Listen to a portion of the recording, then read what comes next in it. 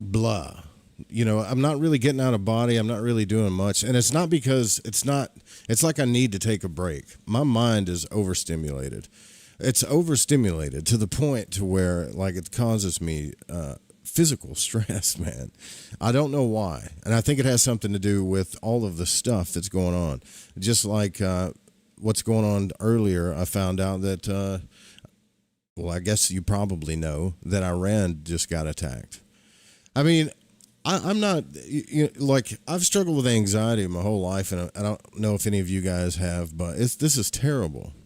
There's wars on the border. We could say that, right? There's wars on the border, and we're just talking about the collective here. There's wars in the Middle East. There's wars among the sexes. If you've been paying attention to the internet, you can definitely see that. It's the polarity that's going on now is insane. It's insane. I feel like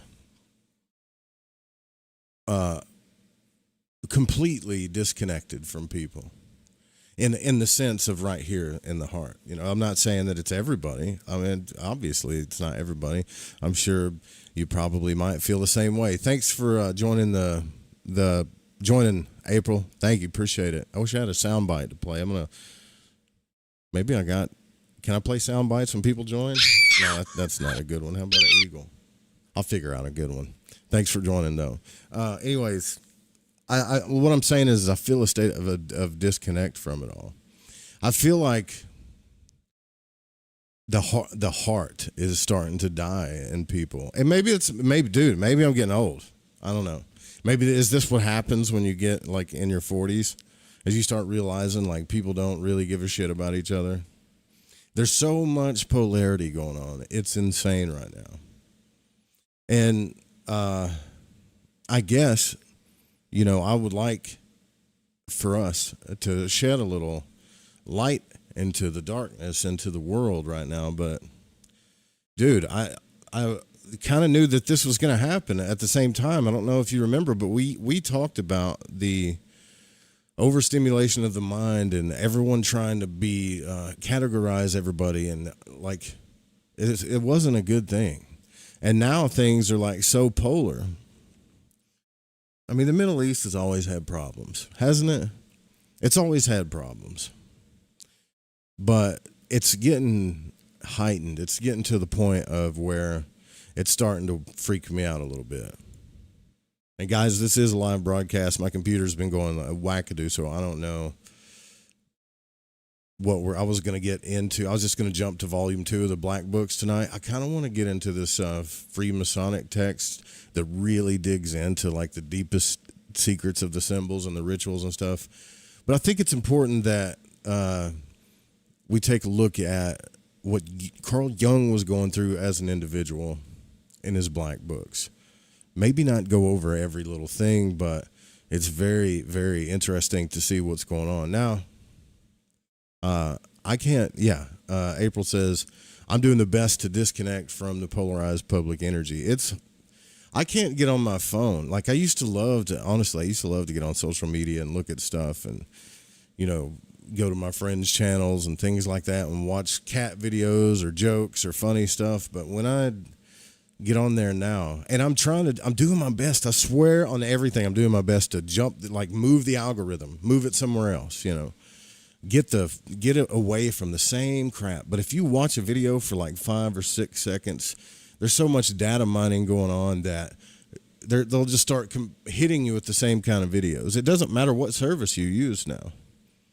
The data mining is so intense that it really doesn't matter if you're using Facebook, Instagram, TikTok, like whatever you're using. If you watch something longer than 6 or 7 seconds, they're going to hit you with 10 more videos of that. And then if you end up watching one of those videos for even 3 seconds, now they think they know you, and they're just going to keep hitting you with all this stuff. And all I've seen is polarity, categorization, polarity, war amongst us, war amongst the border, war amongst the sexes. Everybody's tired of everybody. And so when someone asks me, like, have you been getting out of body lately? I'm almost afraid to, because I've always disconnected from, I don't believe culture is your friend. I just don't. At this point in my life, at 43 years old, and I have changed throughout this broadcast. I've changed my mind about a lot of things, but I do not believe that culture is your friend at all. I don't believe that all the people out there that are trying to tell you what to think about the opposite sex, or what to think about the border or Iran, or what to think about yourself, are doing you any favors whatsoever. There's so many damn coaches and so many damn there's nothing wrong with that, by the way. Like, if you're good at what you do, you're good at what you do. But there's just so many people giving advice, thinking that they're authorities on stuff. It can't be like that. You do realize that we've had people on this show like NASA physicists, some of the smartest people in the world. They still don't have the answers to the biggest questions. But when I get on social media, everybody's got an answer to everything. And they're all trying to promote their business. They're all trying to promote their way through. And meanwhile, while all that's happening, like, and this is just the crap that's just, flooding into my mind here. While all that's happening, people were swatting each other at the border. The Middle East is worse than it's ever been. I'm not saying World War III is coming or anything like that, but that talk's probably about to start to happen. And I've really been getting into the psychology stuff lately. Long answer to that short question. To make sure that when I move forward with the OBE stuff, that it won't be, there won't be barriers there like there was before. Now, so Carl Jung was really, really big into spiritual transformation, right? Like trying to really transformation, like transcendental, that word, transforming, transcendental, this kind of thing. There's two kinds of things that go like that happen. I think that there's this thing that we do, like say I had an out of body experience, and I talked about it for years, right? That's what I would call like a spiritual high. We get things that happen to us, and then we get like high off of it for a while. I mean, I talked about that and I'm still talking about it, but I was so high off of those events that I kind of lost the whole like transformative thing. There was still a whole lot of work, like inner work to be done. And when we talk about inner work, there's a part of yourself that truly has to die. Big parts of yourself that has to die. Like die. And it's tough. So personally, I mean, I've been going through some of that. And like for entertainment lately, I just go outside and look. I'm glad the lightning bugs are back. That's cool. I mean, the lightning bugs, they're back. The few years before the lightning bugs were here, there wasn't that many. I started worrying, but now they're all over the place. But as soon as I turn on the TV, as soon as I even turn on Discord, I think Bryce told me in Discord, hey, man,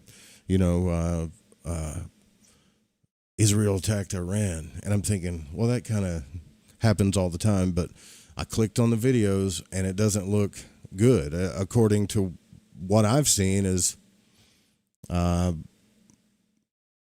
Israelis' intelligence found out that there was a nuclear project going on, which, from my understanding, please, for the love of God, don't take this political, okay?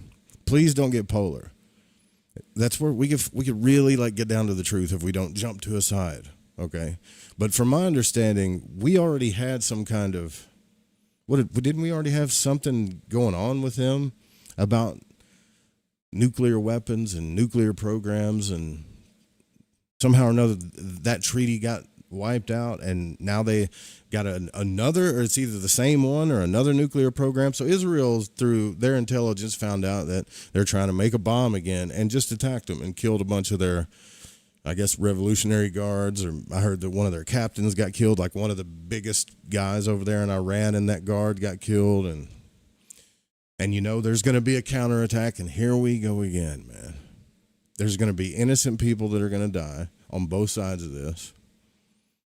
And then they're going to be asked to choose a side. Forced to. Because it's crazy. This is what, like, polarity does. This is what, like, when we don't do everything that we're supposed to do from our heart, this is what happens. And either it's my internet feeds and I'm just bitching a lot right now, or it's yours, maybe too. I don't know. Maybe someone can help me, but nothing but just people just shitting on each other in the intimate world of relationships. Just nothing but just crap being thrown.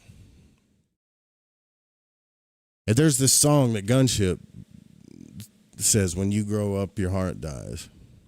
I got to tell you, man, I am mortified right now that's what's happening. I'm not scared of like fights or physical things or, I don't have to prove this manly thing. I'm not scared of any of that shit. What I'm scared of is the disconnection between human beings, one individual to the next, one very complex, unique individual being able to connect to another complex, unique individual via the heart space. But everything is just polarized over crap.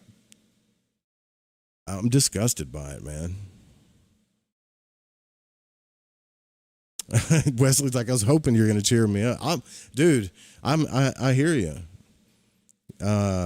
But my job is to, at least the way I look at it, is to explore consciousness. And right now, I think a lot of the country is just needs to get, not just the country, man, but the world, man. Like, we need to wake the hell up and start loving, taking care of each other. Take care of yourselves, take care of each other. That's it.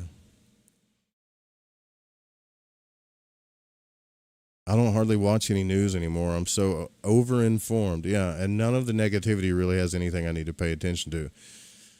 Yeah, it's kind of weird, right? It's like for me, I kind of have to, because I don't want to not know what's going on. And like, if I'm doing a live broadcast and something happens and y'all are just here, I figure I need to tell you. But two, I don't want to bury my head in the sand when people are hurting, but at the same time, like,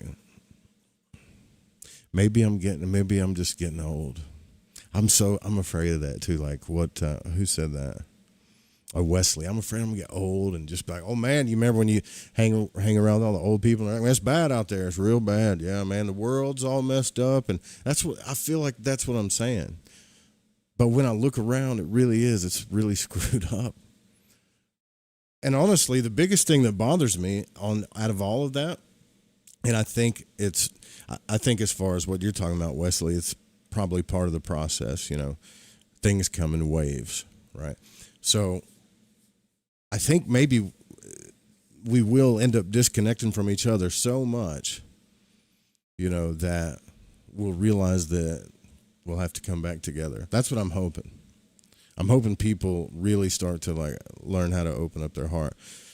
Otherwise, what are we doing? Because I realized more than half of the content on the internet, especially when it comes to pointing fingers at the opposite sex or intimate relations or the whole narcissist thing, paradigm, whatever. What people are really expressing are fears that they don't feel psychologically and emotionally safe. So most of the content that they're putting out all the time is because they don't feel emotionally and psychologically safe in the world that they live in or in the dating world or whatever. So that would probably save 100 videos if people would just say, hey, with people not actually, treating others the way that you want to be treated or from the heart or not treating each other from the heart or whatever, I feel like I'm not safe in this world emotionally. Like, people don't say, you don't see that on the content too much. They have to go to a therapist to say that. And then they get on YouTube and then they start putting content about how they're trying to categorize the other person all the time and why they do what they do and all this other stuff.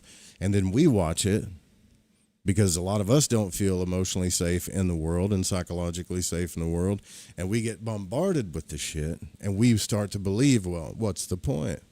And then that's like compound interest. It just grows and grows and gets bigger and bigger. And now everybody's disconnected because not everybody, but a majority of the population is afraid, It's everything is extremely polar, and I if you guys don't know where I'm coming from when I say polar, if you can go to Frater Xavier's YouTube channel, there's only really two big YouTube channels I recommend going from here, as far as that's concerned, is Frater Xavier's Mind and Magic YouTube channel. His playlist that starts the Mystery School, start from one, and I swear on it, it explains everything.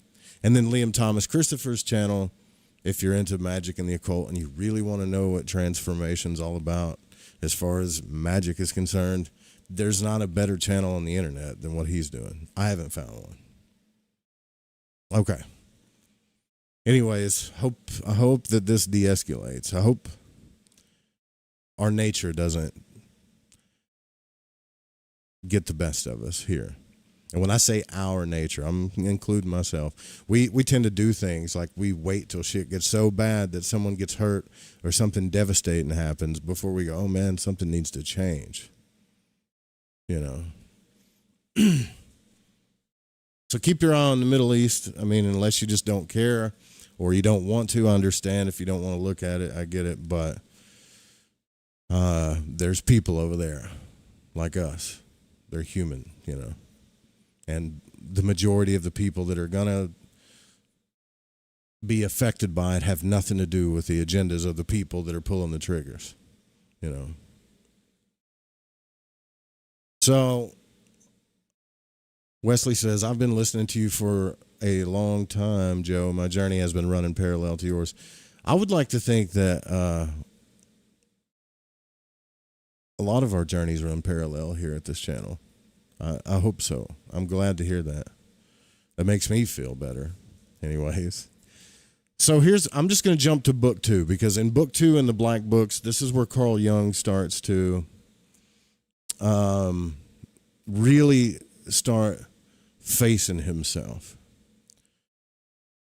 Now, if you guys remember a long time ago, someone asked me on the I think this is one of the most important things, is to really face yourself. Because we try to figure out like what we believe first and try to like intellectually captivate everything to be safe before we jump and try to figure ourselves out. Like, is there a God? Is there not a God? Is a demon going to get me? Or, you know, like, is this bad? Is this psychic attack going to, well, let me figure it all out and categorize everything. And then I'll, you know, start doing the transformation. And the best thing to do is just, in my opinion, is just to really be vulnerable with yourself. And right here, Carl Jung in book 2, I think, is doing that, you know. So this is from, this is book 2, November 12th, December the 29th, 1913, the Black Books. And he kind of gets eccentric here, but it says, a huge task lay before me. I saw its enormous size, and its value and meaning escaped me. I got into the dark, and I groped along my path. The path led inward and downward. Notice how he says inward and downward.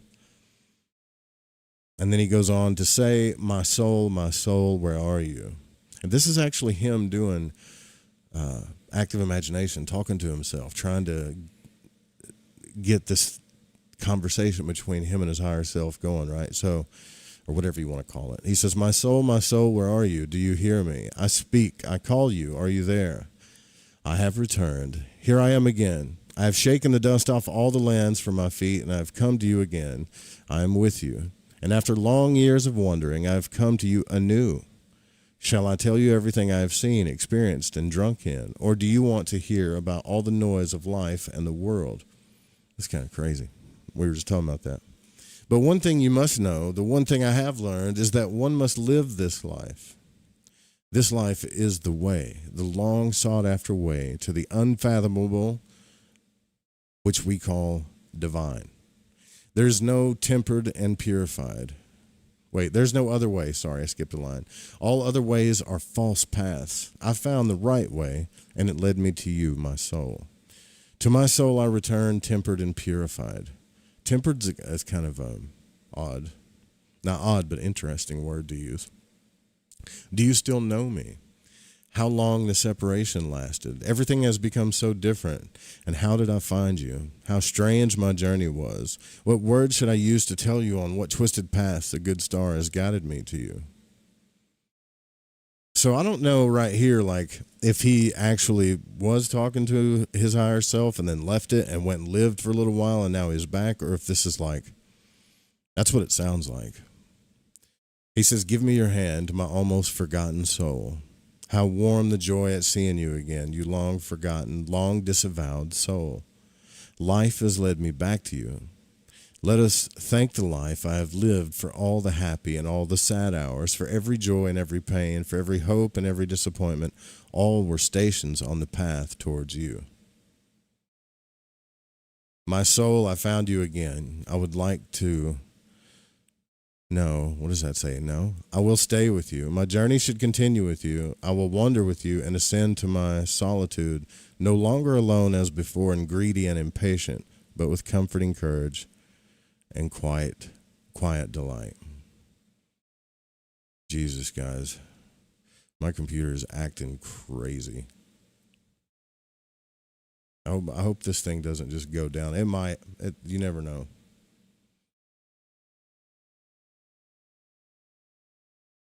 So, I guess that's his call to the soul or something. And then he wrote again in November the 13th. And he puts this, it's kind of crazy because he puts some of these in like numbered order. Like that was 12. But then this one says 14.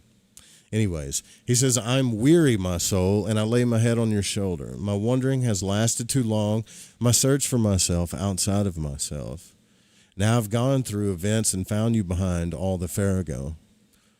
For on my straying through this farrago, I discovered humanity and the world. I found men, and you, my soul, I found again first in images within men, and then for real, how you are.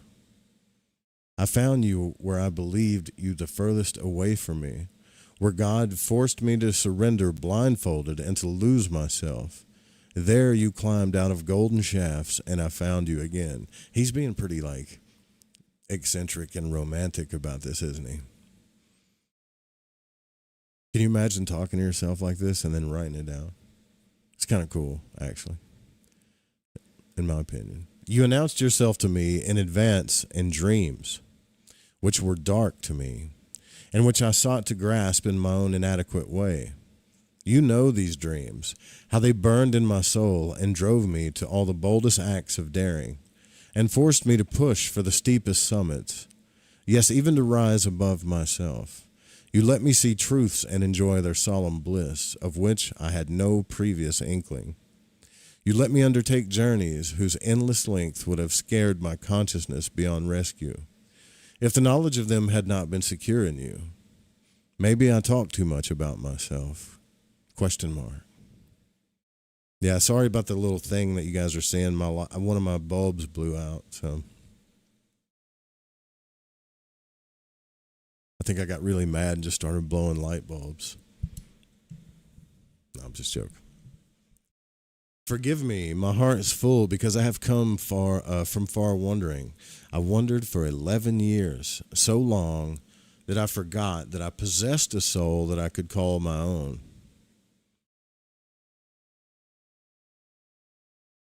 Damn, that's a long time.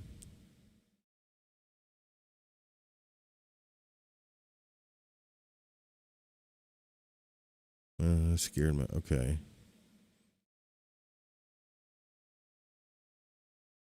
I think I skipped a part.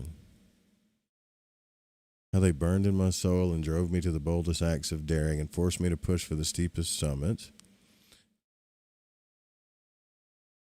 You let me undertake journeys whose endless length would have scared my consciousness beyond rescue if the knowledge of them had not been secure in you. Maybe I talk about myself too much. Okay.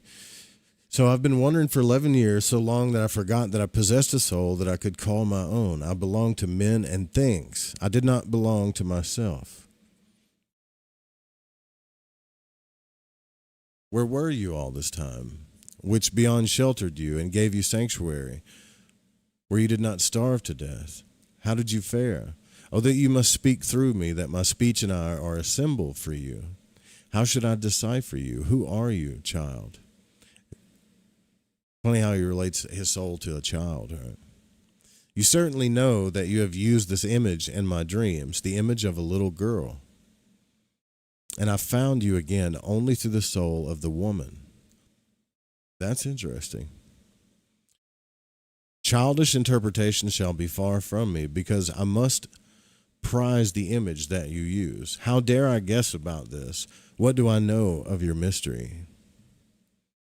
Man, guys, you know that what I was talking about before about what's going on in the world right now? Like, the thing about the anima and the animus, right? So, like, guys they're trying to, they project the anima onto all the women in their life, or there's some kind of soul obsession with the feminine. And it's, for, like, women, it's the animus. So they project the certain guy that maybe they desire, don't desire, I don't know, but there's all these projections that are going on. So here in his books, he just started this thing. It's like, okay, so from what I'm understanding here is that as I was seeking my soul, one of the first things that you started showing me were dreams. And one of the first images in these dreams was a little girl. And now that I've been gone, wandering, doing whatever for 11 years, I'm back, and I realize that through the soul of a woman did he find himself. This is where it gets interesting.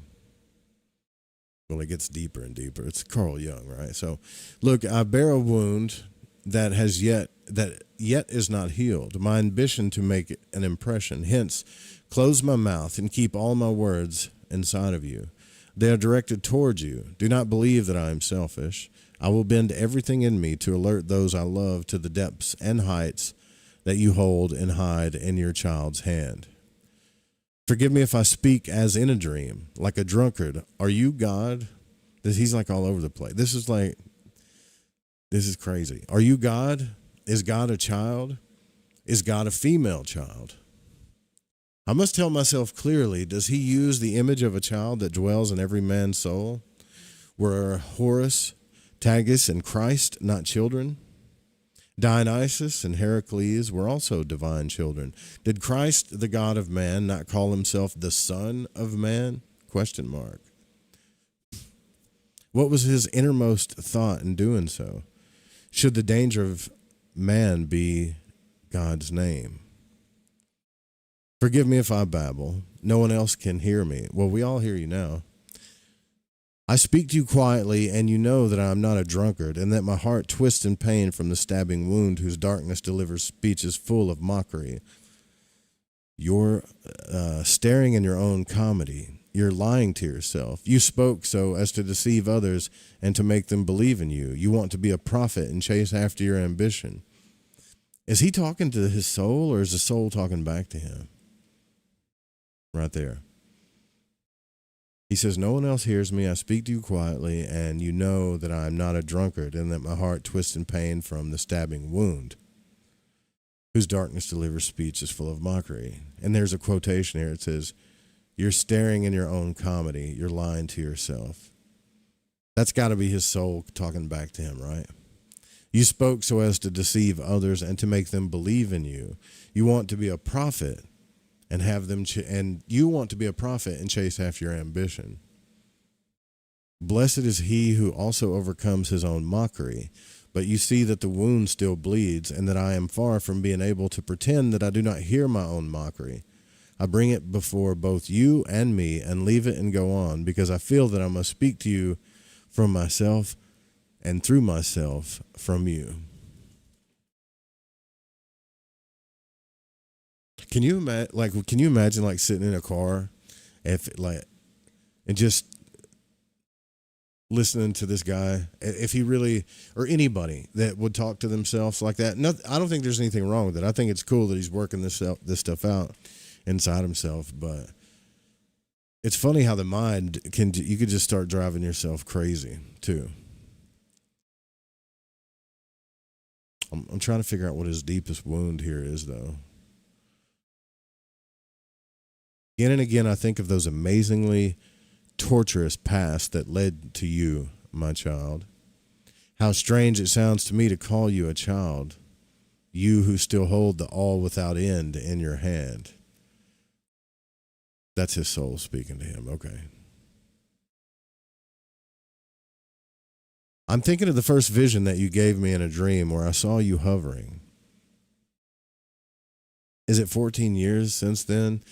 How thick the darkness was back then, how impetuous and how egotistic my passion was, how subjugated I was by all the daemons of ambition, the desire for glory, greed, uncharitableness, and the zeal at the time, and how totally ignorant I was then. Life tore me away, and I deliberately moved away from you, and I have done so for all these years, but I remained with you minimally until the love, here it goes. This is everything, guys, I'm telling you. But I remained with you minimally until the love for women tore me completely off and away from you. That statement right there, the word he just said, the love for women tore me off and completely away from you, has caused, when these books were released, a million, like, not a million, but a lot. I'm just saying a million, but a lot of videos. People are putting out saying, oh, Carl Jung says women are bad in his black book. But he's stating right here, I remained with you minimally until the love for women tore me completely off and away from you. I recognize how good all of this was, but I thought that you were lost, or sometimes it seems to me that I was lost, but you were not lost, nor was I. I just went on the dusty way of the day. You went invisibly with me and guided me step by step, putting the pieces together meaningfully and letting me see the whole and ultimate in each part. But he did say, the love for women tore me completely off and away from you. And that's something that I can relate to, because I've done that a few times in my life. I start following a passion. And if there's any dudes listening, listen, either be honest or shut up. All right. But I start following a passion. I start following, like, it's just natural, like something that I want to do, something that excites me, something that lights my fire. And what that does is that naturally attracts feminine energy. It's not a bad thing. It's just the way nature works, right? You could do it to yourself, or, you know, when you, as a man, if you see like a woman following her passion and going after herself, sometimes that will like ignite the feminine energy in you. It just does. But anyways, so what's happened to me, like he's talking about, is 2 or 3 times in my life, I'd say at least 3, I'm doing something, whether it's building a business, podcast, whatever, right? And then it draws and attracts the perfect person that's supposed to come into your life, I think. And when I say perfect, I don't mean your perfect partner, but the perfect person at that time that you need to grow something. And I don't think it's just for the man. I think it happens to both of them, but we'll see what he says in the end. But this is my theory. And so something alchemizes, right, between these two people. And you'll hear all the shit on the internet. Oh, it was toxic. It was this, or that person's a narcissist, or that person's an empath. What happened is when you really start following your heart, you're doing things in love, or like if it's going to attract love into your life. And the deeper the love goes, every single time, the deeper and quicker you love something or someone, I guess the more intense the wounds come out. And that's just how it works, right? So you love something, and then it's hard not to get into fear. Because you might love either what you're doing or love another person so much that you forget yourself, or you're happier than you've ever been in your life. And instead of like seeing that you could have even more, or that this is the way that it's supposed to be, what we do naturally is we start to fear that it's going to go away, or that it's not going to be this way all the time, or we want to try to make something stay the way things are. And then that moment we like get into fear. This is all my opinions and theories. This isn't facts, okay?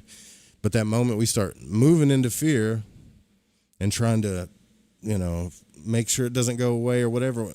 we're not even focused on what we were doing in the first place. When we were doing what our soul wanted us to do is what started attracting all these things. And then when we get all these things, we lose the soul thing. Right? To me it's that simple. But if you get on the internet, people are just trashing each other. Men are trashing women, women are trashing men, and they're all saying this one's an energy vampire and that one's this or that, and it's just nature that's happening most of the time. So he said, but I remained with you minimally until the love for women tore me completely off and away from you. But I recognize how good all of this was. I thought that you were lost, or sometimes it seems to me that I was lost, but you were not lost, nor was I. I went on the dusty way of the day. You were there invisibly with me the whole time, putting the pieces together, seeing the whole and the ultimate in each part. You took away where I thought to take hold, and you gave me where I did not expect anything, and time again you brought about fate from new and unexpected quarters. Where I sowed, you robbed me of the harvest, and where I did not sow, you gave me fruit 100-fold. And time again I lost the path and found it again, where I would never have foreseen it. You upheld my belief when I was alone and near despair. At every decisive moment, you let me believe in myself. And I think this is the soul talking back to him here, or what he thinks is his soul, right? Ava says, Frater Xavier changed my life. Yeah, mine too. That's a fact. A big part of my life. What's up, Ari? My child, you are not God. How could you be God? You are my soul, and I am not allowed, not yet, to know why you call yourself child and why a girl. So that's him talking to the soul. I despair. How can I manage it? How and what should I express? My soul, I will continue my story, as this seems to be the next step. One must know how to do the next steps, regardless of the scornful laughter that the devils set up below the heart, those cowardly ear whisperers and 2-inch high poison mixers. What is he talking about? I carry my burden and myself a burden and mockery and whip and torment of the cross. So listen, my soul, regardless of the scornful laughter of my own devils, I continue talking to you. Oh, we all have that, man. That's just the ego trying to, in my opinion, that's just the ego trying to protect you from things you're afraid of. Like in the Lord of the Rings when Smeagol's talking, he's got the multiple personalities, And he's like, oh, Master's my friend. And then the voice comes back and says, no, he's not. He's going to hurt you. He's false. He's tricksy. He's going to whatever. That's that voice he's talking about, I think. In my opinion, like when people say demons and devils and all, that's what they are. Some of them.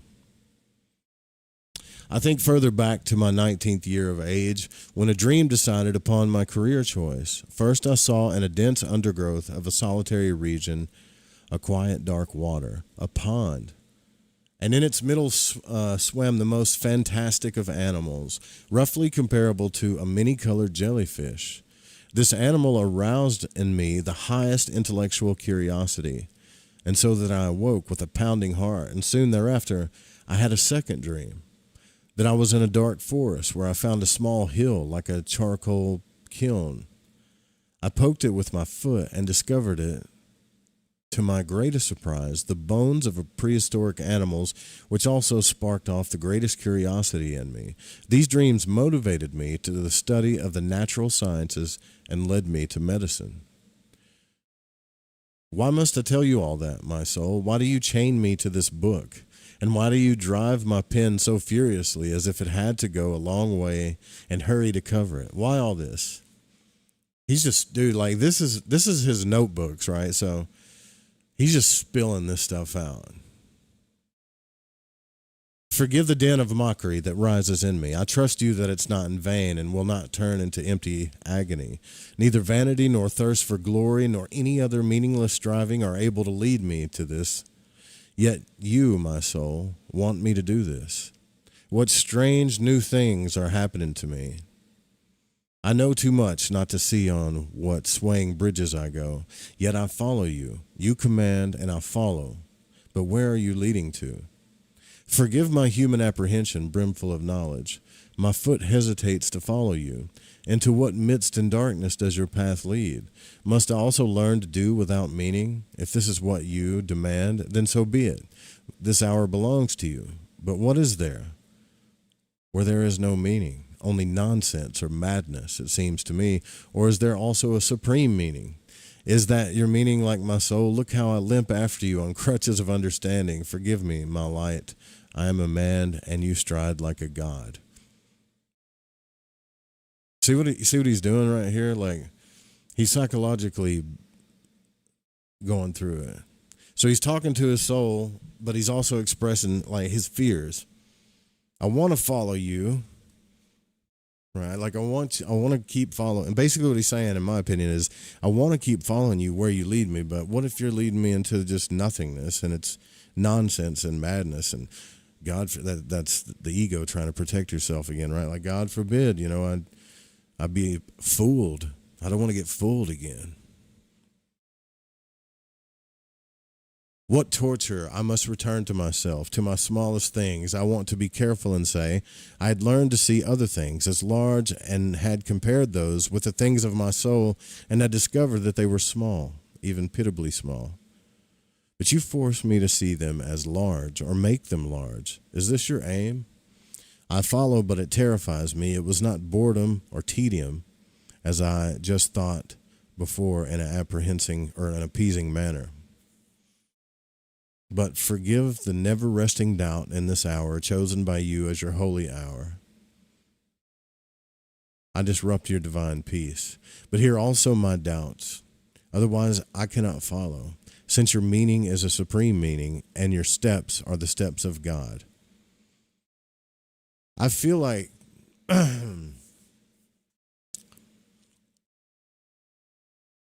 that in that time, like in that day and age, I think Christianity had a big influence. Like just the idea of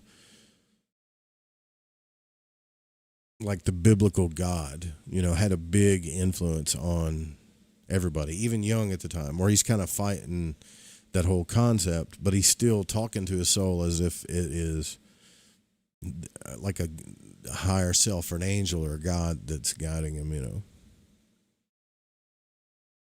It's not even my language that speaks through my pen. If I only knew what you want, but I must not think either. Even thought, as I understand it, should no longer be. You want that too? ? I should give myself completely into your hands, but who are you? You see, I do not trust you. Not once to trust is that my love for you, my joy in you, is the way to welcome. Is this the way to welcome a friend? Do I not trust every valiant man, every honorable woman, and not you? Your hand lies heavy on me, but I am willing.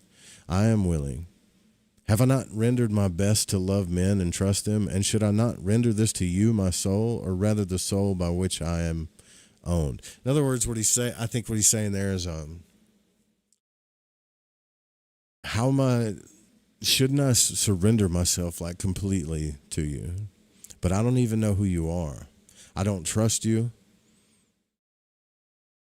And that's bad, because if I don't trust you, my soul, right, then what kind of love do I have for you, right? That's not how you welcome a friend. I'd trust normal, integral, valiant men, honorable women, but I don't understand why I don't trust my own soul. I am willing. That's what he's saying. I want to trust my soul. This is what everybody struggles with, I think. Yeah, like you remember when I said before, like let's not even talk about humans. Let's just talk about like masculine and feminine, or I don't even want to call it that because that's polar, anima and animus. When these two energies start coming together, love happens, right? It's what, let's just call it positive and negative. It connects, and inside of him, like you could say, his ego or his individuality and his guiding soul, he's trying to connect those two energies too, just like we do when we try to love people. You don't have a problem trusting friends. Friends are safe. That's what I would tell him if I was his quote soul that was talking back to him. I'd say, well, friends are safe. You can't see me. You don't know the future. Or you love me so much, or you've never felt this so much that you're scared to lose it. That's probably the hardest thing in this whole deal is surrender. Like it feels like you're surrendering, like you're letting something else control you, and we don't like that as humans. But it is in my opinion, it's like the simplest thing to love is surrender. It's that simple, but it's that damn hard.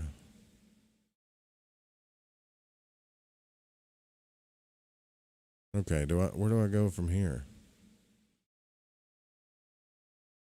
Because this gets weird.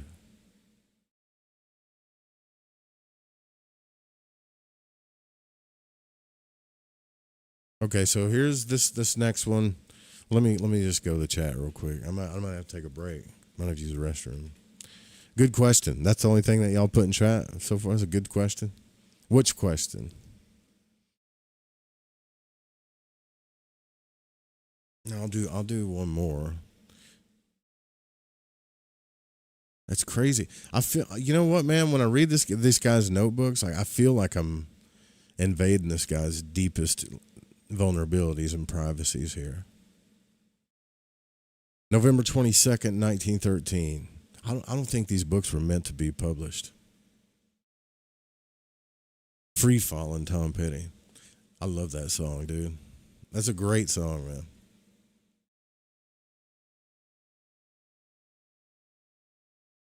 I wish I had that. I'd cue it up and play it right now.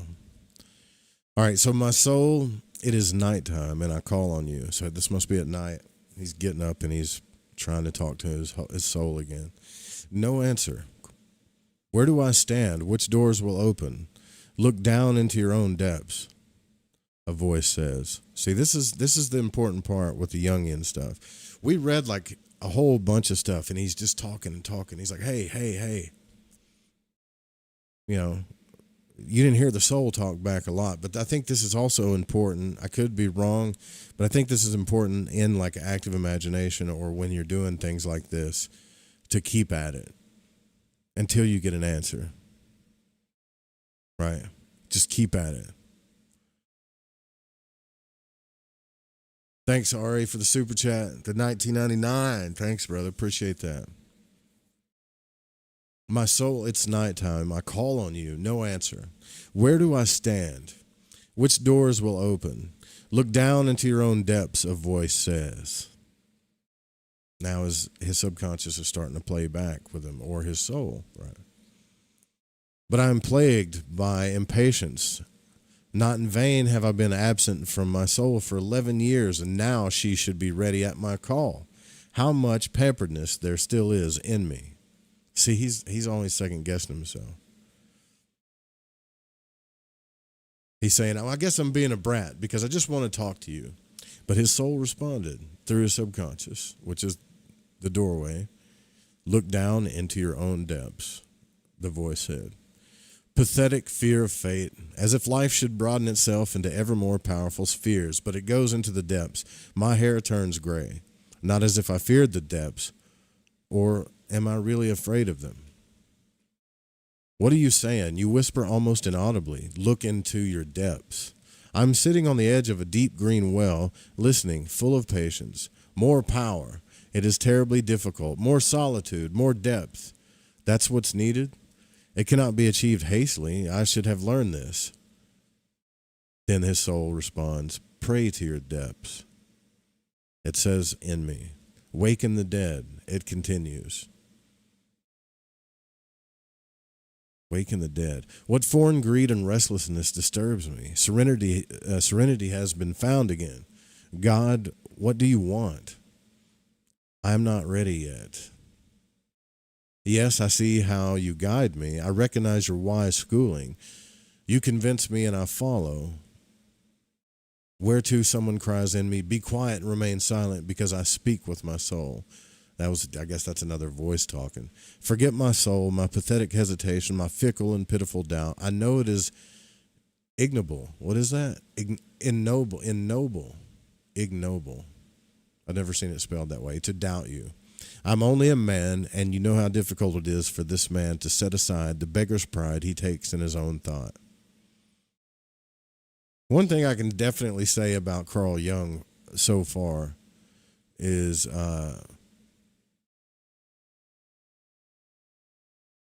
he beats himself up a lot, man. Even when he's like, he'll try to say one thing to his higher self, and then right afterwards, he's like beating himself up. I can relate to that. I've done that before, but he's really spilling it on himself here. Without talking back from now on, I will continue to tell you how I caught sight of a woman 3 years ago whose soul seemed to me more valuable than my marital anxiety. I conquered my fear out of love for her. But you wanted it that way and gave me a dream which rendered a decision. I dreamed then, and it was shortly after Christmas in 1912, that I was sitting with my children in a marvelous and richly furnished tower chamber, at an open columned hall where we were sitting at a round table whose top was a marvelous dark green stone. Suddenly a seagull or dove flew in and landed with light feathers on the table. I admonished the children to be quiet so that they would not scare away the beautiful white bird. And suddenly this little bird turned into a child of 8 years old, a small blonde girl, and ran around playing with my children in the marvelous colonnades. Then the child suddenly turned into the gull or dove, and she said the following to me, quote, only in the first hour of the night can I become human, while the male dove is busy with the 12 dead.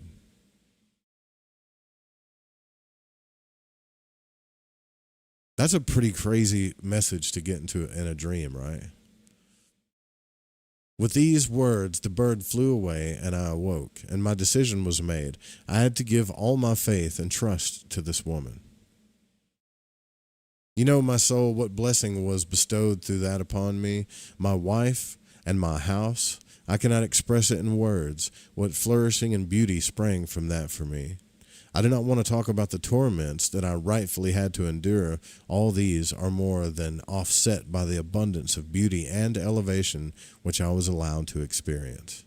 This dream still stands right in front of me, and my understanding does not suffice to exhaust it. The speech of the dove, what does it mean? The early hours of the night seem to be your hours, my soul, but who is the male dove? Who are the 12 dead? And what is the male dove doing in the realm of the dead? What's up, Jenny? Hold on. It is a torment, this unbearable non-understanding, this digging up of the things not understood, of the most subjective. What's the point of that?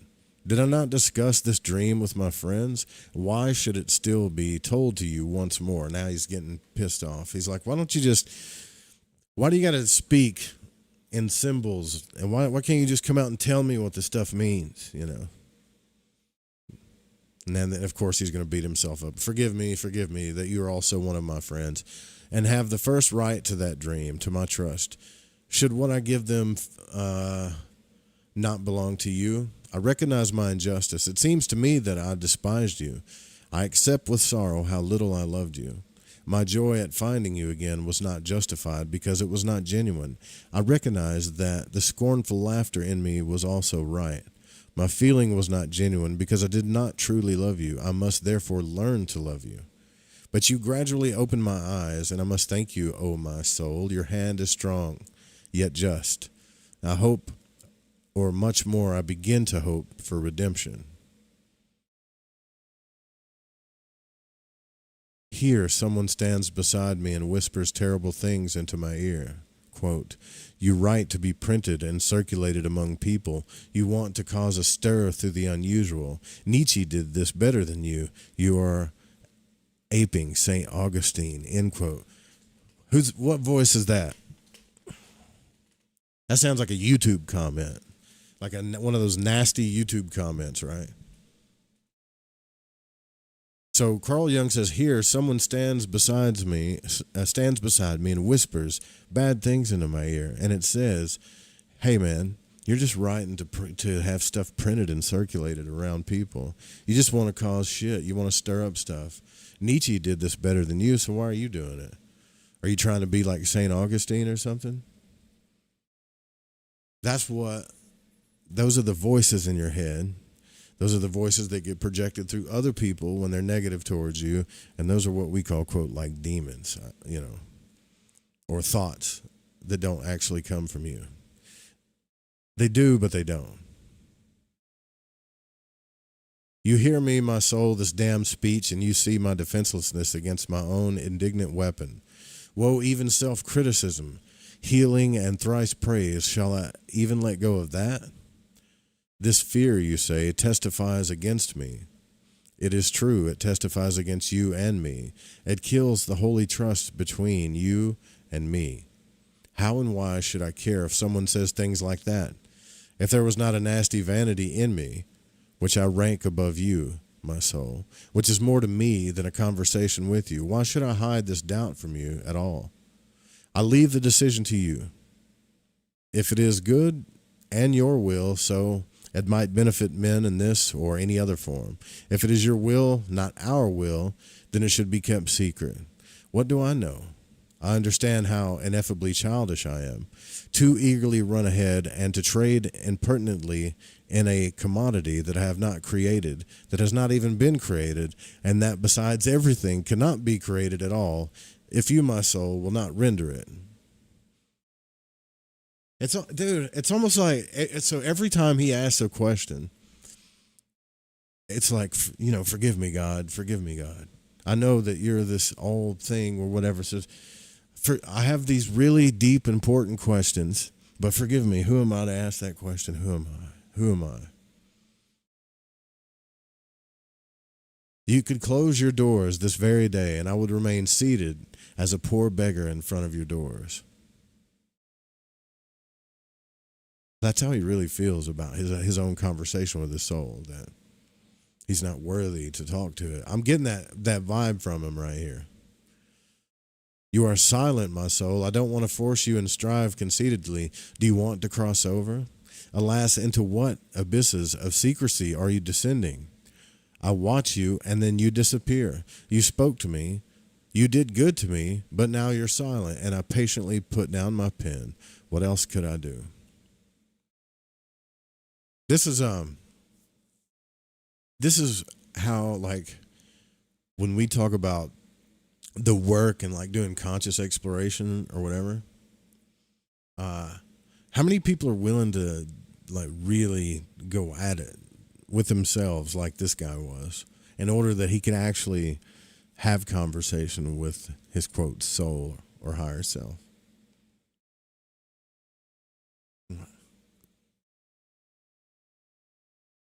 Because this has been like 3 pages so far, maybe 3 or 4 different nights he's been writing to his soul, and I think his soul, if I'm reading this correctly, has only responded to him 1, maybe 2 times.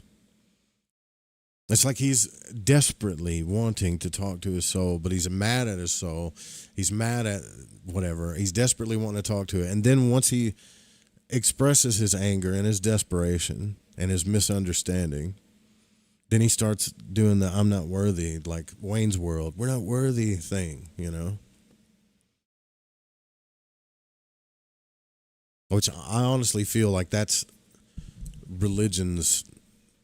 what religion, I think. This is only my opinion. I could be totally wrong. But I think at that time, especially like 1913 and how he was brought up, that the reason why he's that way, that I'm not worthy kind of thing, is what religion did to society and culture then, My soul, I call on you again. It is night. No answer.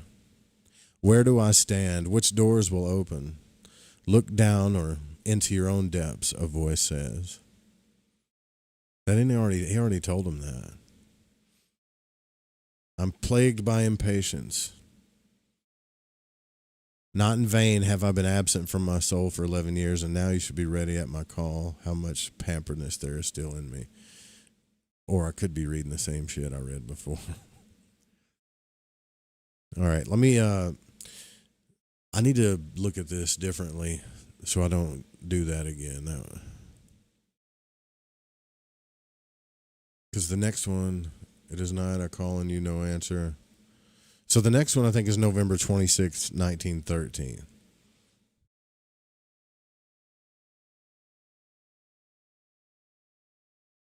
But yeah, I'm going to run to the restroom real quick. I'll be right back. We still got maybe a little less than an hour to go on the broadcast. We'll save the call-ins and stuff, but if you want to, you can email the show at lightingthevoid@gmail.com. You can also leave a voicemail at 501-777-5631. All right, we'll be right back.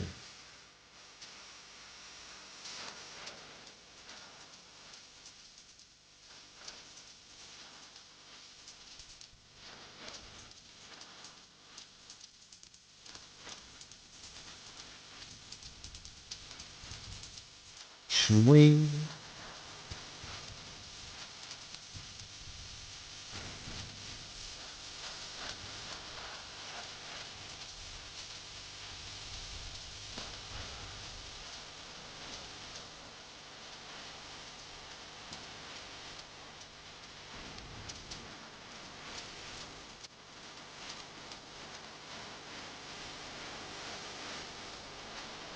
There you go, that's better.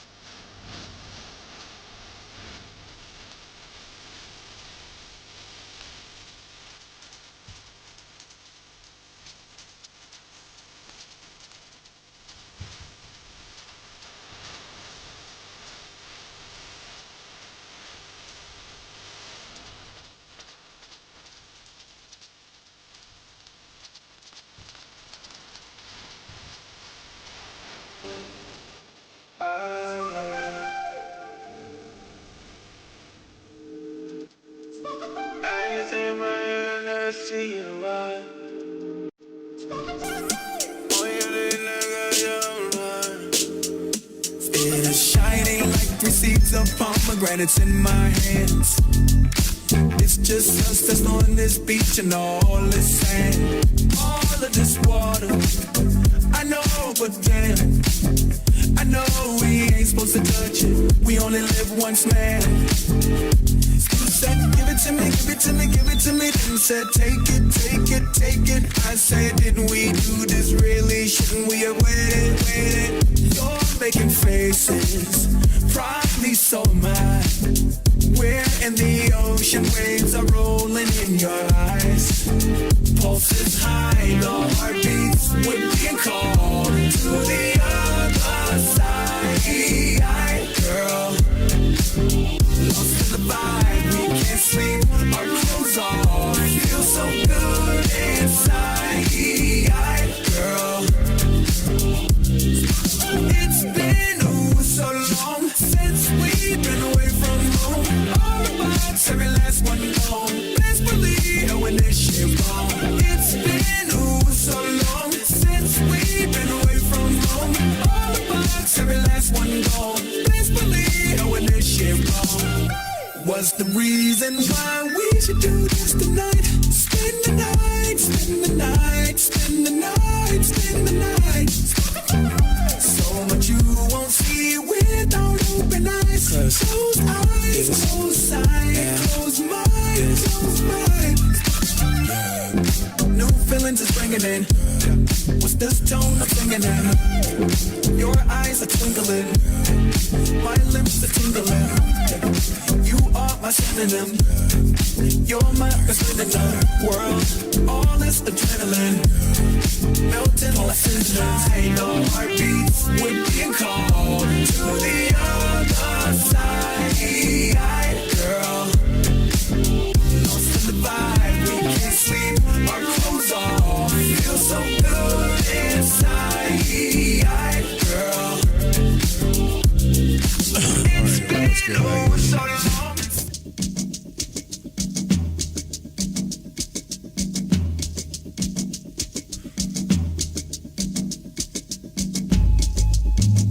Broadcasting from Forest Tower Studios, all the way from the Deep South.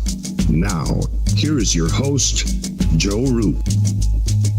All right, I got a better view of this thing, so I won't be skipping around. This is pretty intense. The Black Books of Carl Jung. This guy's doing a deep, deep soul dive here, man. And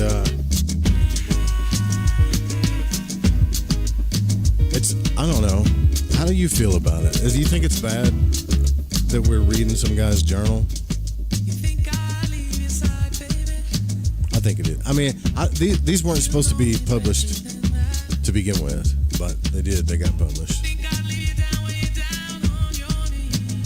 We got like 20 new subscribers over the past week, 20, I think. So I wish I could thank all of you individually for subbing to the channel. Another big shout out to Ari and April. Thanks for your support tonight. And like I said, I'll do more broadcasts, man. We'll have guests on. We'll go back to the way things were. I just have to.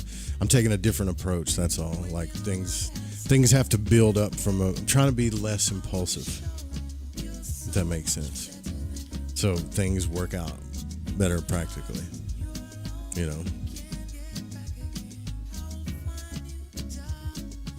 It is weird, like, you know, I honestly don't think that the soul speaks through every dreams, but dreams are freaking, to me, just some of the most mysterious things. I know we talk about the OBE experience a lot, but dreams are crazy. So I was asleep the other night, and we'll get into the 26th of November, 1913, what Carl Jung wrote in his Black Books here. But I just want to tell you, it was weird. I don't think that sometimes I think we have dreams that don't mean shit. They don't mean anything. So how does the mind do that? I was dreaming that I was outside and my dad and my Uncle Jack and my cousin Brandon, who I haven't talked to in forever, was out there. My Aunt Sherry was in the house. There was a Plymouth Duster outside and an El Camino. And Uncle Jack is sitting, he loves El Caminos, right? So he's sitting on the back of it, and he's looking at me, and he's got this weird suit on. I don't know what the hell, it's like some kind of weird astronaut suit. None of this means anything that I'm aware of. And he's like, hey, are you awake? Are you sleeping? Are you sleeping? Hey, are you sleeping? I'm like, well, Aunt Sherry's in the house is sleeping. She's asleep. And he's like, are you sleeping? And then I woke up, I opened my eyes, and my dad's standing over me with a phone going, hey, are you sleeping? Are you sleeping? And so it's weird how, like, I had the TV on. I think like Lord of the Rings or something was playing on in the background on the TV, loud as hell. The air conditioner was loud. My brain didn't hear the air conditioner. It didn't hear the TV, but it heard my father going, are you sleeping? Are you sleeping? And simultaneously, as my dad's saying that, my Uncle Jack's lips are saying, are you sleeping? Are you sleeping? How the hell did my mind know to do it like that? It tripped me out. I mean, because it was like one of those times where you wake up and you're just trying to figure out what the hell's going on. You know, it's foggy. I was just talking to my Uncle Jack. He was asking me if I was sleeping. Now you're asking me which one's real. You get that moment where you don't know that one was real. Now, okay, I'm back in reality. Right? So, November the 26th, 1913. In which underworld am I? It is dark and black as death. Everything deceives. And here comes his soul. Now his soul's starting to talk. It says, don't let yourself be distracted from what you have to do, the voice says. What is it shall I do? Tell you more about my inner matter? Shall I overcome the demons of my interior? Is it the 100-headed dragon? I have to bid silence to all these voices that want to hinder me, that want to block the way with painful mockery. Otherwise, I won't cut through. Is it really your firm will, my soul? Don't ask why. To what end? Is it useful? Is it valuable? Do it. And despite the tiresome toil of doubt, the mountain shall be climbed. Despite the conviction, near conviction, of the worthlessness of the undertaking, faith shall triumph. Without the supremely quiet proof of the correctness and value of my action. My pen bristles regardless. Oh, what impotence of the intellect. Life pushes me beyond criticism. So he says, what impotence of the intellect. Life pushes me beyond criticism. He has really, like, his soul will just say something to him in like one sentence. Like right here it said, what did it say to him? Don't let yourself be distracted from what you have to do. And then he's like, what? What am I supposed to do? How am I supposed to do it? Like, what about all these voices that are telling me and mocking me? What impotence of the intellect. Life pushes me beyond criticism. He's desperate to talk to his soul here. You, my soul, you alone know that it is not hypocritical self-admiration, not hubris that drives me forth to talk to you about me. You want it, and I cannot resist you. Hence I set about speaking again to you about things of which I have spoken before, about my dreams. And then it has this in parentheses, shut up, disgust, and like... I'm starting to think he's got three voices. He's got one voice that he's really digging and asking his soul stuff. He's got another voice telling him to shut up and criticize him. And then he's actually got like what his soul is saying. Half a year or so before I had that dream about the white bird, I dreamed the following. I was in a southern town on a rising street with narrow half landings. It was 12 o'clock, midday, bright sunshine. An old Australian customs guard or someone similar passes by me. Lost in thought, someone says, "This is the one who cannot die. He died already 30 or 40 years ago, but has not yet managed to decompose." I was very surprised. Here a striking figure came, a knight of powerful build, clad in yellowish armor. He looked solid and inscrutable, and nothing impresses him. On his back he carried a red Maltese cross. He has continued to exist from the 12th century, and daily between 12 and 1 o'clock midday he takes the same route. No one marvels at these two apparitions, but I was extremely surprised, and I hold back my interpretive skills as regards the old Austrian Freud occurred to me, as regards the night I myself. So he's saying, okay, he's trying to interpret his dreams. But here's the thing, like, how did he know in the dream that he continued to exist from the 12th century and daily between 12 and 1 o'clock? Just by looking at him. It's like he already knew that in the dream. So he says, I hold back my interpretive skills as regards to Freud, which occurred to me, as regard the night I myself. I guess he's saying it gets Freudian there.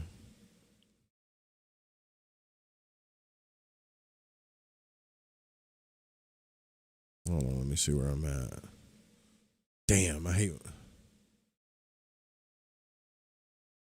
this ebook reader is crazy.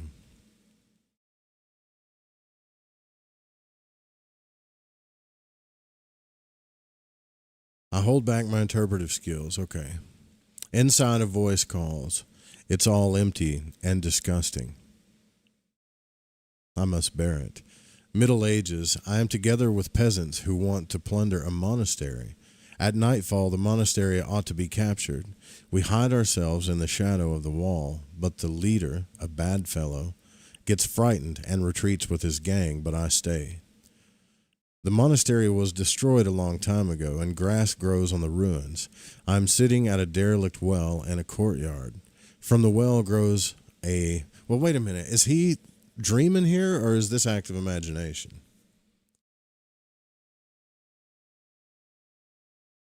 This is his dream, right? Because there's a big space. It says inside a voice calls, and this, I guess that's a soul, and it says, it is all empty and disgusting, end quote. And then there's a big space, and then it has Middle Ages, colon. I'm together with these peasants. They want to plunder a monastery. At nightfall, the monastery ought to be captured. We hide ourselves in the shadow of the wall, but the leader, who's a bad guy, he gets scared and runs off. But I stayed. The monastery was destroyed a long time ago. Grass grows on the ruins, and I'm sitting at a derelict well in a courtyard. From the well grows a tripartite tree with a delightful green shade. I look down and remember the monks, and it seems to me as if they had sat on this place the same way. In the depths of the well, I can see delicate wire meshes, and each of them representing an underground floor, where the monks used to walk on. On the uppermost mesh lie small pea-sized red pellets. These are falling into the depths and get caught in certain meshes. This way, the upper meditating monk can indicate to the observers below what thoughts he has. The monastery is in existence again, and I am in the past. A mighty corridor. I see lay brothers, strong men in different costumes, furs, white pleated clothes, medieval to ancient. Then I am... Turn the page, come on. Then I am in the refectory, a hall as big as the church, with 3 mighty arched windows, Renaissance style, gray marble columns, and everything is mighty and beautiful and wide. A long laid table below the windows. The abbot sits in the middle, lost in thoughts. Disheveled hair. And then he has an idea. On a side note, he writes ideas. A lunatic, or maybe Dionysus. But not far away from him sits someone with a female face. Colorful groups of young men with beautiful spiritual eyes. Should I make a garden out of the desert? Should I people a desolate land and make it inhabitable? Because all the inhabitable lands are flooded with humans and stormed by the uproar of life. Should I open the airy magic garden of the desert for all those who want to escape the dense bustle of outer life? I'm clueless. What leads me into the desert, and what am I to do there? Do I play hide and seek with myself? Do I not want to see it? What deception can I not trust my thoughts to handle? Only life is true, and only life leads me into the desert. Truly not my thinking, which would like to return to thoughts, to men and events, since it feels uncanny in the desert. I ask you, my soul, my life, what am I to do here? I hear this cruel word, wait. This is the devil's, his soul probably just told him to wait, right? So this is the devil's most horrible punishment of hell. He lets people wait. Torment belongs to the desert. I actually know it, but I didn't want to know it. In the desert, waiting. And for what? Nothingness surrounds me, without an echo, and yet the feeling of events crowded behind the faraway horizon, occasionally conjuring up a fata morgana. But reality is waiting. I think of Christianity in the desert. Physically, those ancients went into the desert. Did they too enter the desert of their own self? Or was their self not as barren and desolate as mine? And there they wrestled with the devil, and I wrestled with waiting. It seems to me not less since it is truly a hot hell.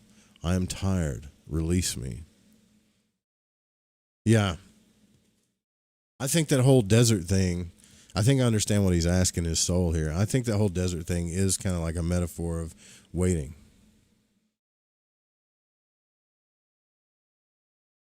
You know how another thing that happens to us in life, like when we feel like we're following our purpose and we follow that purpose for a while, and I think sometimes what happens is maybe we fulfilled it, maybe we didn't, who knows, but the passion for us to follow that purpose goes away, and then at some point we're trying to find another purpose, or well, maybe that wasn't my purpose, so what am I doing? And then we're just sitting around waiting. Maybe it's a guy thing. Because I can see, like, in the cycles of my own life, maybe it's a human thing, where that's happened. Where I got super inspired about something, I thought my soul was leading me somewhere, and so I started following it, and I followed it all the way until I couldn't follow it no more, and then something happened. Maybe shit, maybe I just got bored, but eventually the cycle kind of ran out. And then you get kind of lost after that, and you're like, well, now what? I mean, he could be talking about that, or he could be talking about just the waiting, trying to figure out what the hell's really going on. I'm just sitting here waiting for you to answer me, or I'm waiting to find my purpose, or waiting to understand this mystery, and it's torture. But I think sometimes we have to wait. It feels like a death, though. It really does. After a hard... Okay, so this is December 11th, 1913. But that was the last thing he wrote to his soul right there. I'm tired of the desert, pretty much. I wrestle with waiting. Release me. And he puts exclamation point. So, December 11th, 1913. We're still in book 2, by the way. After a hard struggle, I have come a piece of the way nearer to you. How hard is this struggle? How hard the struggle was. I had fallen into an undergrowth of doubt, confusion, and scorn. Only the love of those to whom I gave love saved me from the darkness. No faith helps, nor does any dogma, but only the living thing. And then he crosses out the relation of love, the love of those to whom we have given love. I have gained an insight from the struggle. I need to be alone with what seemed most valuable to me, my spirit, and must give what seemed cheapest to me, the human, to men. This curious reversal is new to me, but this necessity thrust itself upon me. I come with empty hands to you, my soul. What do you want to hear? And here's I think this is what his soul says, or the voice says, quote, if you come to a friend, do you come to take? ? I knew that this should not be so, but it seems to me that I am poor and empty, and I would like to sit down near you and at least feel the breath of your animating presence. My way is hot sand, all day long a sandy path. My patience is sometimes weak, and once I despaired of myself, as you know. You speak to me as if you were a child complaining to its mother. I am not your mother. I do not want to complain, but let me say to you that mine is a long and dusty road. You are to me like a shady tree in a dry desert. I would like to enjoy your shade. You are pleasure-seeking. Where's your patience? Your time has not yet run its course. Have you forgotten why you went into the desert? Oh, they're having a conversation now. My faith is weak. My face is blind from all that shimmering blaze of the desert sun. The heat lies on me like lead. Thirst torments me. I dare not think how unendingly long my way is. And above all, I see nothing in front of me. You speak as if you have still learned nothing. Can you not wait? Should everything just fall into your lap, ripe and finished? You are full, yes. You teem with intentions and desirousness. Do you still not know yet the way to truth? It stands open only to those without intentions. Do you still not know that fulfillment comes only to the one who does not desire, to the one who is not greedy? I know that all of these are also my thoughts, but I hardly live according to them. How then, tell me, do you then believe that your thoughts should help you?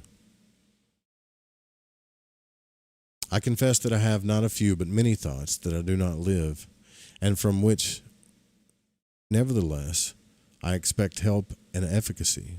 I would always like to refer to the fact that I am a human being, just a human being who is weak and sometimes does not do his best.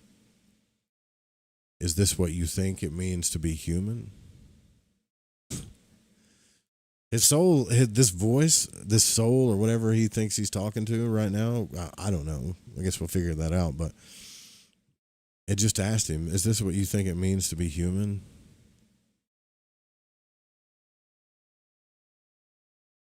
You are hard, my soul, but you are right. How little adept we are at living. We should grow like a tree that likewise does not know its law, as the lilies of the field. See, he just quoted a Bible verse there, right? So you can tell that Bible's influenced him a little bit. We tie ourselves up with intentions, not mindful of the fact that intention is a limitation. Yes, the exclusion of life, and how much childish, short-sighted egotism lies in an intention. We believe that we can illuminate the darkness with, I'm assuming he's going to say an intention. Yeah, we believe we can illuminate the darkness with an intention, and in that way aim past the light. But how can we presume to want to know in advance from where the light will come to us? Let me bring only one complaint before you. I suffer from scorn, my own scorn. Yeah, no shit. This is like the 5th paragraph I've read, and I thought I beat myself up, man. Carl Jung was really hard on the voices in his head were really hard on him. Do you think little of yourself? The soul asked him. It's in quotation marks, or the voice. I do not believe so. Then listen. Do you think little of me? Do you still not know what you are? Do you still not know that you are not writing a book to feed your vanity, but that you are speaking with me? How can you suffer from scorn if you address me with those words that I give you? Do you actually know who I am? Have you grasped me, defined me, and made me into a dead formula? I love that. A dead formula. Have you measured the depths of my chasms and explored all the ways down which I am yet going to lead you? Scorn cannot challenge you if you are not vain in the marrow of your bones. What does that mean? Snort. Yeah, Freud snorting. What does that mean? Scorn cannot challenge you if you're not vain to the marrow of your bones. So I guess what he's saying is you shouldn't, if you're not a vain person physically, then there's no scorn that should bother you personally, maybe. Is that what he's saying? Your truth is hard. I want to lay down my vanity before you, since it blinds me. See, that is why I also believed my hands were empty when I came to you today. I did not consider that it is you who feels empty hands if they just stretch out willingly to sacrifice. Yet they do not want to, because I thought that I have to offer it and forget about you, as if I did not know that I am your vessel, empty without you, but brimming over with you. Impatience, though, is tearing me apart. What is this all about? Where does this road end? And then he writes, no sound, no answer. End note.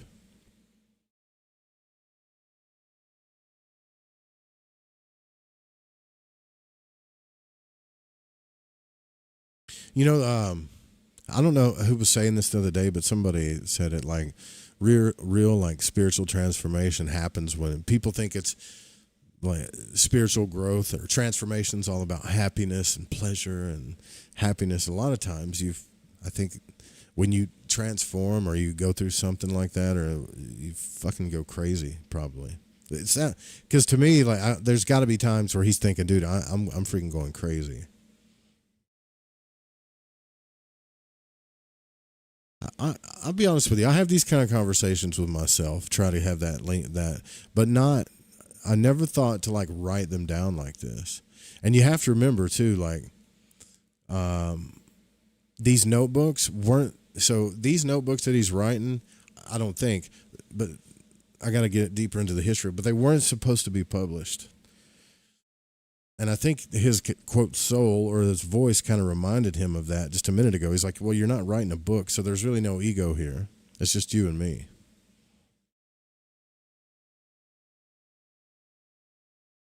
The children book, Are You My Mother, is a huge memory. A little bird asking animals and objects, Are you my mother?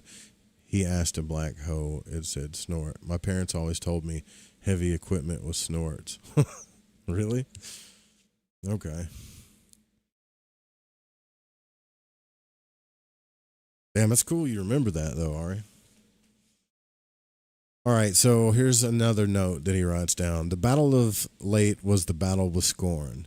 A dream that caused me one sleepless night and 3 days of torment has likened me to G. Keller's druggist of Chamonix from start to finish. I know and acknowledge this style. I have learned that one must give one's heart to men, but one's intellect to the spirit of humanity, God. Then its work can be beyond vanity, since there is no more hypocritical whore than the intellect when it replaces the heart. Weren't we just talking about that? Haven't we talked about that for like ever?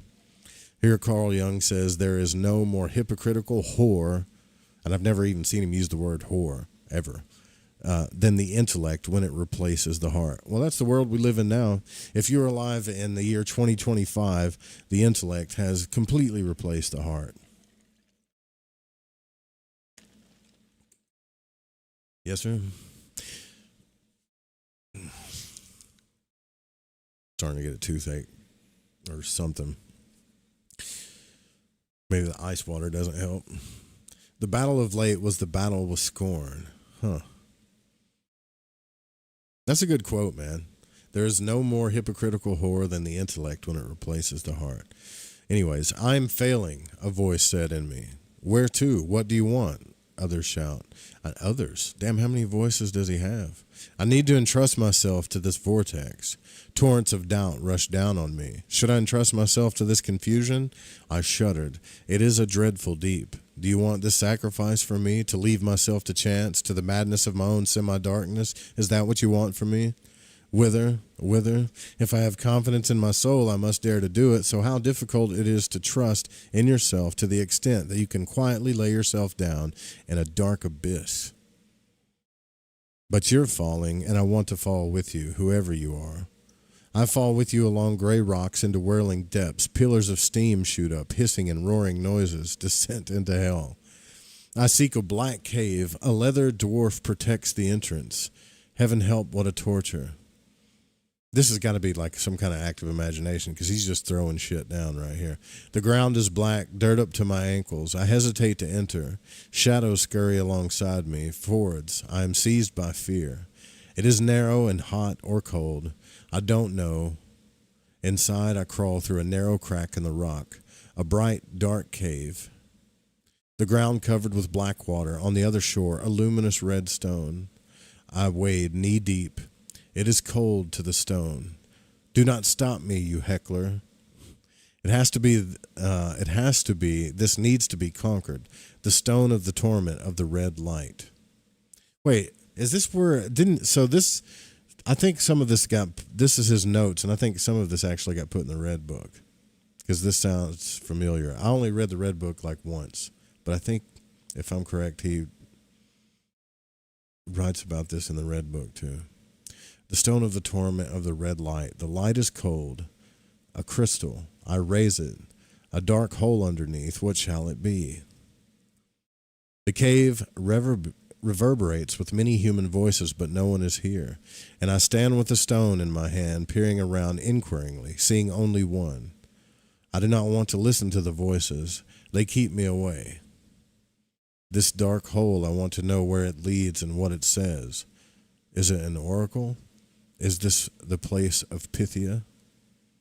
You shall not keep me away. Ancient and eternal things want to be uttered.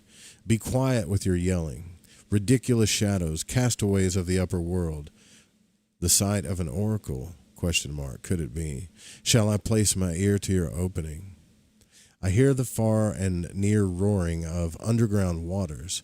The bloody head of a man on the dark stream, someone wounded who swims in horrible depths.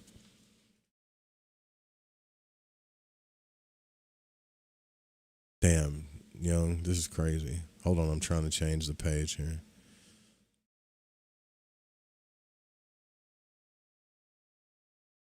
The bloody head of a man on the dark stream, someone wounded who swims in the horrible depths. He does not know, or is he numb, frozen in the icy cold in the posture of a swimmer?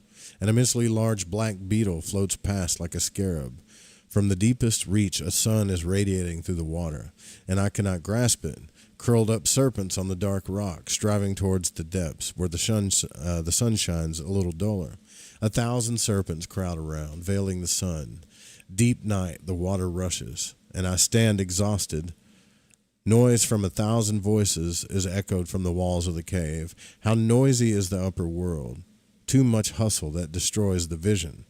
One more gaze into the depths, and a red stream like blood springs up, like thick red blood, surging for a long time, then ebbing. Damn, that's a crazy vision, man. Did I say black hoe? I don't think I was talking about, I think he was talking about a garden hoe, man. I hope. I really do. Yeah, because that's how it was spelled. Don't go there, Ari. So he says, what did I see? What a night. Everything viewed as if in flight, swirled down and then up again. Heal the wounds that doubt inflicts on me, my soul. That too is to be overcome, and so that I can recognize your supreme meaning. So I guess what we just went through there was a vision. That was either through, I'm thinking that was either through active imagination or a dream or whatever, because now he's commenting on the vision. What did I just see? What a night. Heal the wounds that doubt inflicts upon me. So he's asking his soul, he's doubting it again. That too is to be overcome, so that I can recognize your supreme meaning, how far away everything is and how I have turned back. Fear and doubt have torn me away. Oh, could I lie hour after hour at this innermost and lowest place, at the side of the oracle, watching and listening, so that you, my soul, would speak in your words and not in mine. My spirit is a gadfly. It tears asunder my contemplation. It would like to dismantle and understand everything, rip it apart and put it together again, tear it down and rebuild it. But I am still a victim of my thinking. When will I be the master of my thinking? When can I order my thinking to be quiet so that my thoughts, those unruly hounds, will crawl to my feet? How can I ever hope to hear your voice louder, to see your face clearer, when all my thoughts howl? I live first in the upper world, but in your inner world, my soul, I am like a shadow without substance, trembling and blown away by every breeze. I'm stunned. I want to be stunned, since I have sworn to you, my soul, to trust you even if you lead me through madness. Many dreams of the recent time told me about it, I know, but I'm willing, because the divine light shines bright for us in the greatest darkness. How shall I ever walk under your sun if I do not drink the nightly bitter draught of slumber to the lees? Help me so that I do not choke on my own knowledge. I piled it up, not out of greed, ambition, and vanity only, but for the sake of truth and to come closer to you, as I realized later. The fullness of my knowledge threatens to fall in on me. My knowledge musters an army of 1,000 orators with voices of lions, and the air trembles when they speak, and I am their defenseless sacrifice. They claw at me and drag me away from your silence and from the blessed depths, where only truth wells up in deep contemplation, where past and future converge rustling, and where I see, in dark puzzling images, the future in the images of the remotest past. Keep interpretation far from me, that bad prison master of science who binds the soul and imprisons it in a lightless cell, but above all protect me from the venomous serpent of critique, which is a healing serpent only on the surface, yet in your depths is an infernal poison and agonizing death. I want to go down, cleansed into your depths with white garments, and not rush in like some thief, seizing whatever I can and fleeing breathlessly. Let me persist in divine astonishment so that I am ready to behold your wonders, which emerge from the eternal depths. Help, help. Let me lay my head on a stone before your door and wait for you, so that I am prepared to receive the light of your glory. Man, that's a lot to take in, man. That's a lot. So we went through some crazy vision that he had, and he's talking about all these voices and stuff. You know, like all the roaring voices of the wind, and what did he say? The voices, they sound like whatever. They're distracting him. They're keeping him from learning the depths of his soul. And so that's what he's saying to his soul right here, I think, is that I want to dive down into the depths of my soul, but I have to get these voices and all this shit, the world, science, all this critiquing that I'm doing to myself, all of these thoughts, they're like a storm of crap that's keeping him from going down and finding or discovering himself or something. And you know what's funny about that too, and we'll probably end on this too. This is freaking crazy. Carl Jung books are hard to read on the air, man, but I find this stuff completely fascinating. The crazy thing about that is in the OBE experience, like what Robert Monroe talks about, not in his first book, but when he gets into his second and third book, when he starts traveling to other places, like he gets really good at out of body experiences, so he starts traveling to other realms and other places, and these quote beings or entities that run into him are they kind of push him away like he's got some kind of disease. And what he started realizing later is that all of these thoughts he called M-band noise, this thing of humanity, all this shit that goes on in our mind, to other entities in those conscious realms, like they were all afraid that they were going to get that stuff on them. Isn't that crazy? That the earth, he said, has so much noise in it that other entities in the astral realm are afraid to even get close to us because that all of that stuff will get on them. Like it's some kind of staph infection of consciousness or something. And so even in here, he says that what he's saying to his soul is that the biggest venomous serpent of all of this is critique, which seems like a healing serpent on the surface in our lives or on people. It's constructive criticism or this critique, or when you're always second guessing yourself or comparing yourself to others or critiquing yourself, or I could be better, right? Or trying to impress people because you don't think you're good enough or whatever the hell you're doing. There's that critique. And what he's saying here is, well, when I'm trying to really understand my higher self, I think is what he's saying, or when I'm trying to get in touch with my soul and discover the truth, critique is of like that critique, that noise, those voices. That's an agonizing, poison, infernal serpent. And I'm just saying, and in Robert Monroe's books, it's called M-band noise. It's a disease to other entities.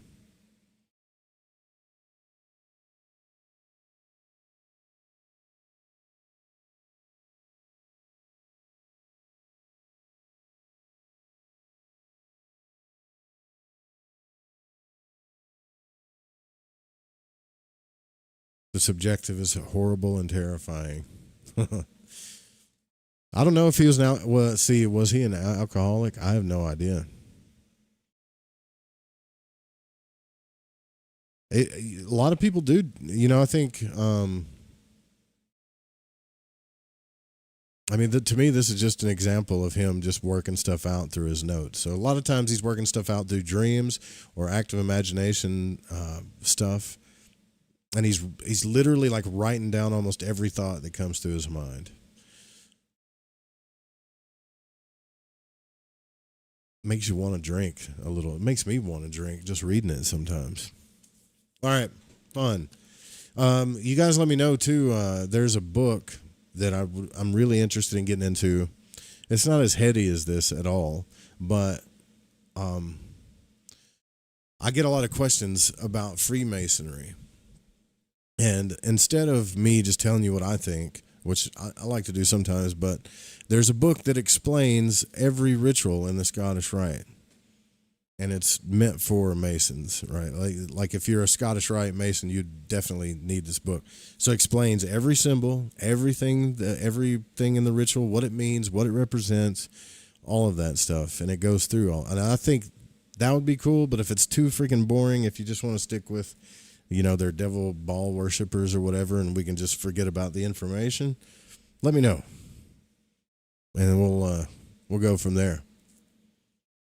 Right? It was good hanging out with you guys again. I'm still working on the Justice one tarot video. I had to delete some stuff because I said some stuff I didn't want to say, so I'll get that up. And then thank you guys that support the show. Thank you guys for coming out. We'll broadcast again soon. Not sure what day, but soon.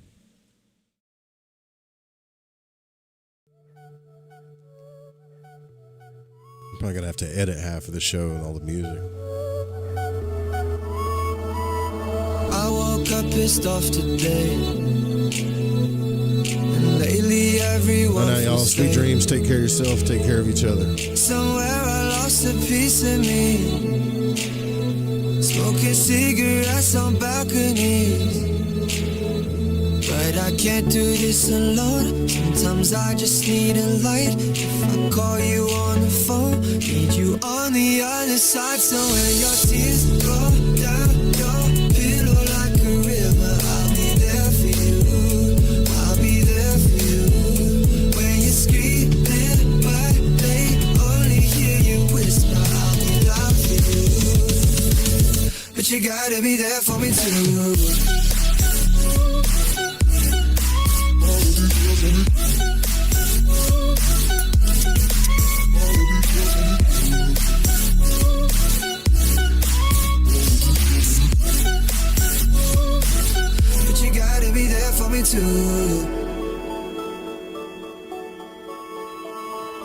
Last year took a toll on me,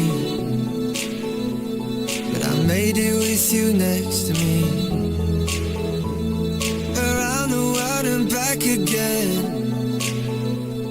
I hope you're waiting at the end, but I can't do this alone. Sometimes I just need a light.